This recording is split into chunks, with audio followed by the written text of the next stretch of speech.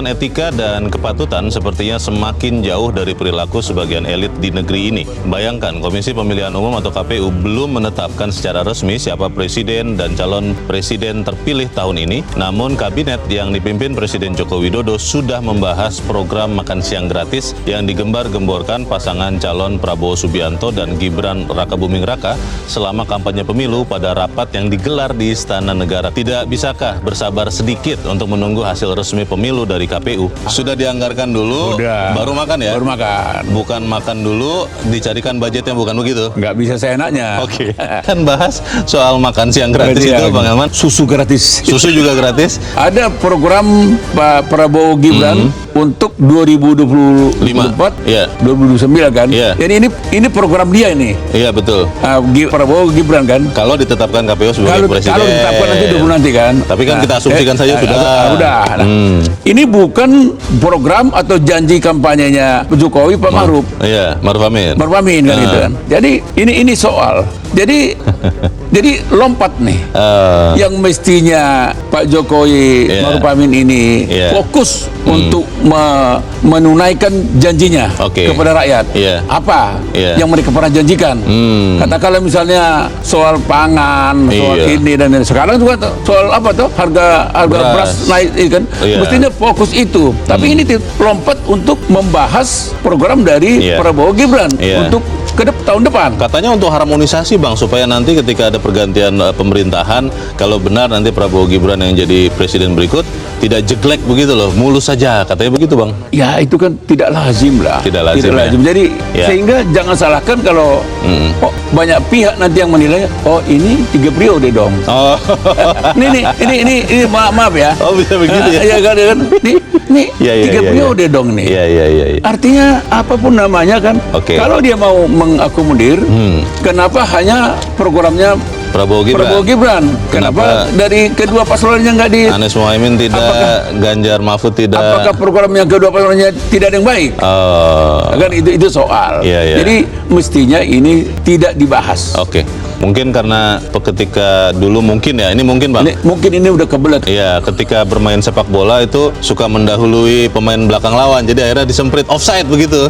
Mungkin dulu waktu main sepak bola kayak gitu, Bang. Kalau saya sih menduga ini udah kebelet aja nih.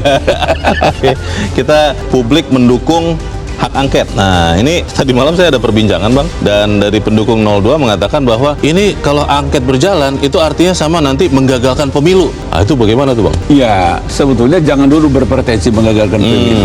Itu kan kita buang dulu jauh-jauh menggagalkan. Justru mau membuktikan bahwa pemilu ini sukses, jujur dan adil. Legitimate ya. Legitimate. Itu yang akan dibuktikan. Oleh karena itu, karena ada dugaan kecurangan, ada dugaan ketidaknetralan, maka diperlukan angket, penyelidikan. Apa benar pemerintah kekuasaan ikut cawe-cawe di dalam pemilu akan datang? Ini kan harus dibuktikan. Karena kalau terbukti sebaliknya, misalnya bahwa pemerintah memang netral, itu supaya jelas juga begitu ya, Bang? Berarti bagus dong. Tapi kalau memang terbukti nanti tidak netral, dan memang kalau terbukti nanti memang kekuasaan ada di balik kemenangan paslon 2 ini, saya nggak mau jawab itu. Karena hak angket itu kan hak konstitusional ya. Hak konstitusional. Anggota dewan itu dibolehkan. Bukan dibolehkan, memang pada saat diperlukan. Harus dipakai. Karena saluran lain kan sepertinya masyarakat kurang percaya. Kan misalnya MK. Sana ada pahaman kan. Bawaslu, aduh, masih mengumpulkan bukti. Kalau Bawaslu itu sudah kerja yang benar, nggak ada kecurigaan ini. Ini kan bermuara gitu. Kemudian iya sih, betul, Bang.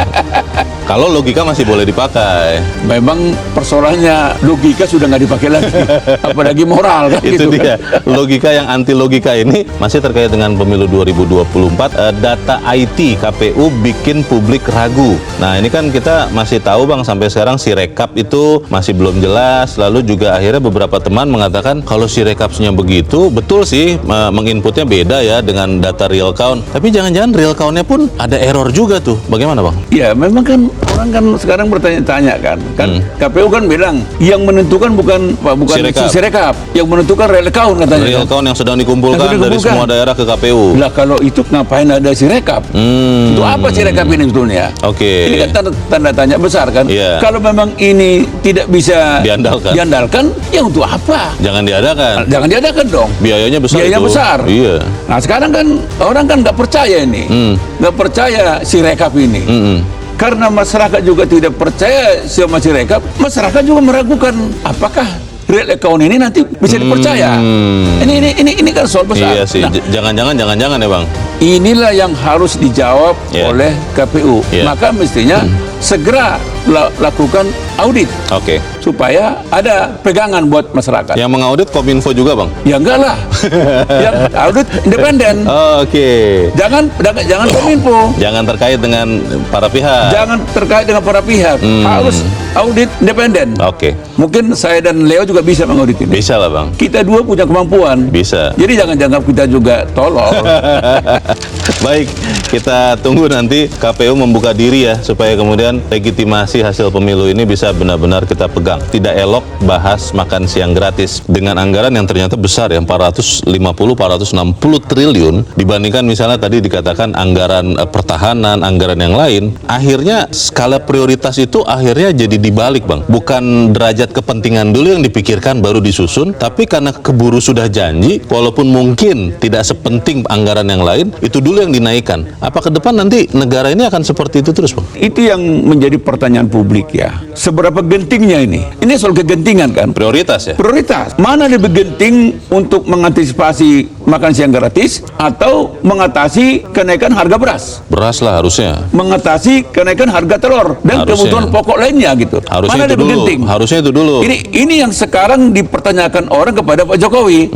Pak Jokowi, mana yang lebih genting? Makan siang gratis atau ini? Itu kan makanya betul kan biasanya hal-hal seperti itu yang dibicarakan di pemerintahan transisi. Tim transisi. Tim transisi gitu ya. Dan itu tidak dibahas di dalam rapat kabinet. Betul. Di dalam rapat kabinet itu kan, di situ kan seluruh partai kan masih ada di situ. Iya, iya juga. Ya kan, seluruh partai ada di situ kan. Iya juga. Kecuali PKS. Iya. Kalau sekarang ini kan seluruh partai ada di kabinet itu sekarang. Iya. Kecuali PKS. Termasuk Demokrat ya. Termasuk Akhirnya Demokrat. Masuk kan. Nah, mereka pikir loh, bukan ini loh. Bukan ini. Iya. Target-target yang dijanjikan 2019. Kok malah sekarang ini gitu loh. Nah, itu yang semakin meyakinkan orang. Oh, memang ternyata memang sejak dari awal Pak Jokowi itu tidak netral. Oh. Itu dugaan dan sekarang mendekati kebenaran. Oke.